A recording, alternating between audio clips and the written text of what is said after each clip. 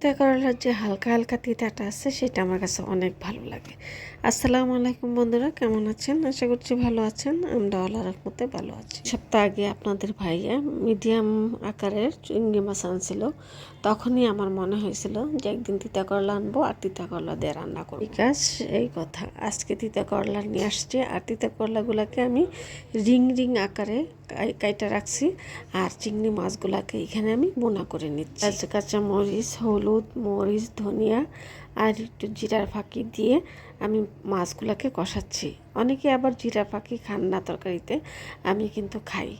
এই তো মাছগুলো কষানো হয়ে গেলে রিং রিং করে কাটা যে তিতা করলাগুলো ছিল সেগুলো দিয়ে দিচ্ছি। আর এখানে বিচিগুলো আমি বাইছে নিছি, তারপরও দেখা যায় দু একটা আছে। আমার ভিডিওটা যদি আপনাদের সামনে যায়, প্লিজ সবাই ভালোবাসা দিয়ে আমার পাশে থাকবেন, আমি আপনাদের পাশে থাকবো।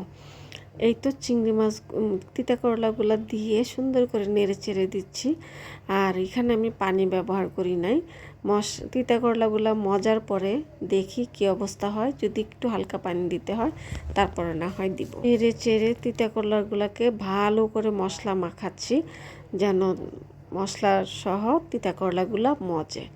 এই তো নেড়ে চেড়ে দিয়ে একটু ডাকনা দিয়ে ডেকে দিব তিতা করলাগুলো একটু মজার জন্য। আমি জানি না আপনারা কীভাবে রান্না করেন। আমি আসলে আমার নির্দিষ্ট কোনো নাই যে আমাকে এভাবেই রান্না করতে হবে। আমার যখন যেভাবে ভালো লাগে আমি তখন সেভাবেই করি। ধরা বাঁধা কোনো নিয়ম নাই, স্বাদ হলেই হলো। আর মাশাল্লাহ মোটামুটি ভালোই রান্না করি। সবাই বলে ভালোই, সবাই খেয়ে বলে ভালোই। আর বিশেষ করে আপনাদের ভাইয়াও আমার হাতের রান্নাটা বেশ পছন্দ করে। তবে মাঝে মাঝে একটু ব্যতিক্রম হয়, তখন অবশ্যই একটু ভ্যাঙ্গায়, যদি খারাপ হয় একটু ভ্যাঙ্গায়, আর কিছু না, তবে খেয়ে নেয়। আমি জানি না, অন্যের মুখে শুনেছি তিতা করলা নাকি বেশি নাড়াচাড়া করলে তিতা লাগে, তবে এই তিতা করলাটা কিন্তু তিতা লাগে না।